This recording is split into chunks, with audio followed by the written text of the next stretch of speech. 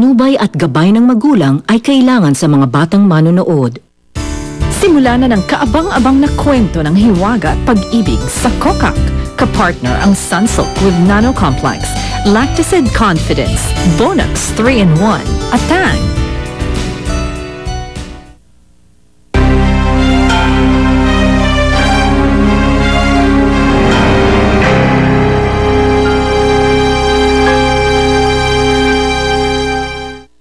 Bakit parang lagi kang natitense pag napag-uusapan si Renato? Na Angela, baka naman may nangyayari na sa inyong dalawa. Norman, pahinga na tayo. Dahil kay Renato? Baka gusto mo makatagal dito? Ha? Ha? Wala naman ako sinasabing ganyan eh. Hindi ka tatanggi sa lahat ng gusto kong gawin sa'yo. Pakiramdam ko nagiging kagaya na siya ng una kong asawa. Kuya, walang pinagkaibang una mong asawa kay Angela. May naisip akong paraan para masiguro na akin lang si Angela. Alam ko magagalit si Sir Norman pag nalaman niya na kita tayo na ganito. Pero hindi ko na matiis eh. Mas na kita. Mahal kita, Angela.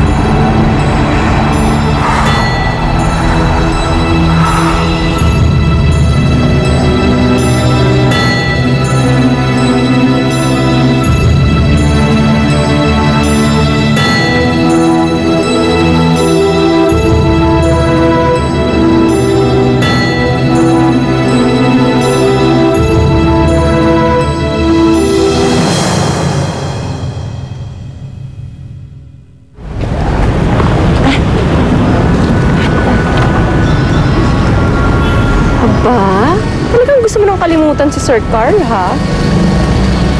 Hindi ko alam na kasama pala yan dito. Tama lang yan, Kara. Sunugin mo na lahat ng alaala mo kay Carl. Kaya kami bumibisita lagi dito para makalimutan mo na yung ungas na yan eh. Sus! May nagpaparamdam. Pero maaga pa, no? Sinabi ko ba nagpaparamdam ako? Sinabi ko bang ikaw?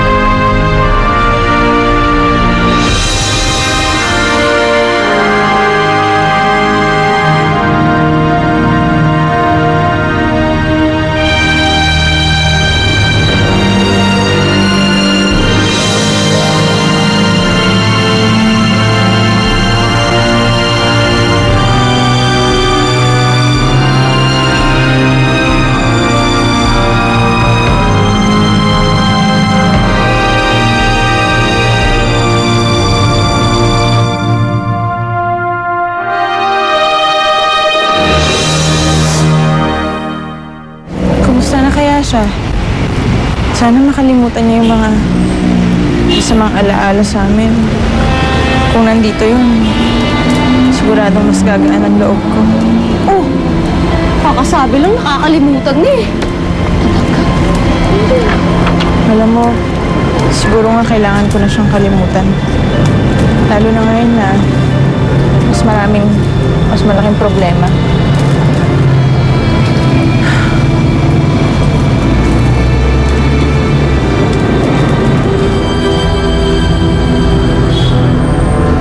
Kagaya ni Chini. Alam kong may masama siyang balak sa amin. Oo. Nakakainis talaga yung pagmumukha niyang babae niya. Paano kung tatuhanin niya yung sinabi niya? Napapa-imbestigahan daw niya kami. Malalaman niya yung sikreto ko. Nakagigil talaga yung babaeng niyan. Sarap kumukulong sabaw.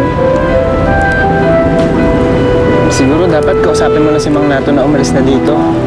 Mas maliit ang mundo niyong tatlo. Mas malaki ang posibilidad na mabuking nila yung sekreto niyo.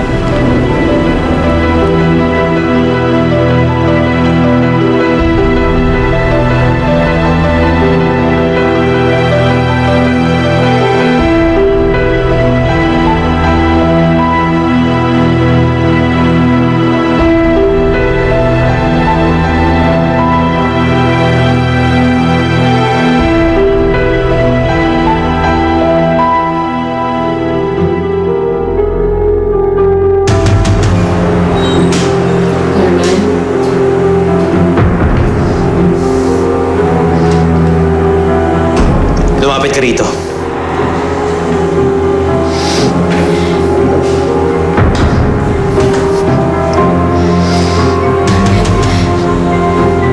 Magpapaliwanag. Magpapaliwanag ka? Anong ipapaliwanag mo? Ito? Sasasabihin mo sa akin na hindi totoo yan? Ha? Norman, mali yung iniisip mo. Anong mali?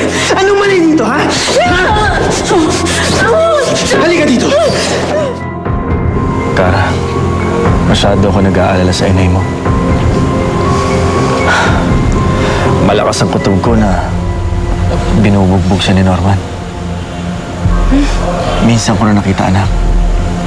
Hindi imposibleng gawin ulit ni Norman yon. Pero bakit naman ho niya ginagawa yun? Hindi ko alam. Siguro sa selos. Baka nga pati ako pinagsisilosan na nun. Tay, kinakabahan ako sa posibleng mangyari kapag nalaman ni Tito Norman ang totoo. Baka mas grabe yung gawin niya kay inay. Kapag nangyari yan, hindi pwedeng hindi ko siya pagtanggol. Pero mas malaking gulo yun, Tay. Ayoko magkahiwa-hiwalay tayo, pero parang mas makakabuti kung umalis muna ho kayo. Hindi ko alam, Kara. Hindi ko alam kung kaya ko kayong iwan ng inay mo. Pag-isipan niyo muna ho. Sige po, Tay. Akyat muna po ako. Titignan ko si inay.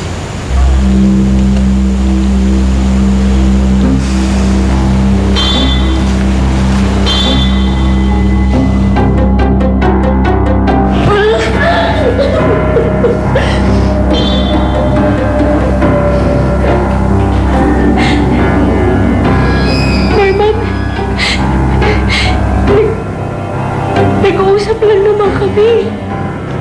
Oo. May pinag-uusapan kayo, Angela. Pinag-uusapan ninyo ang relasyon ninyong dalawa! Diba? Kailan mo pa ba ako ginagago? Ha? Kailan pa?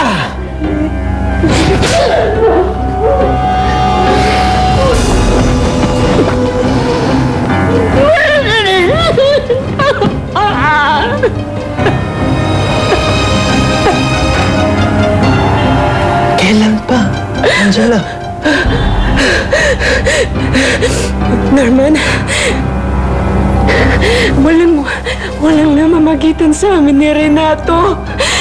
Maniwala ka sa akin. Walang namamagitan sa amin ni Renato. Wala. Lokohin mo ng lahat. Wag lang ako!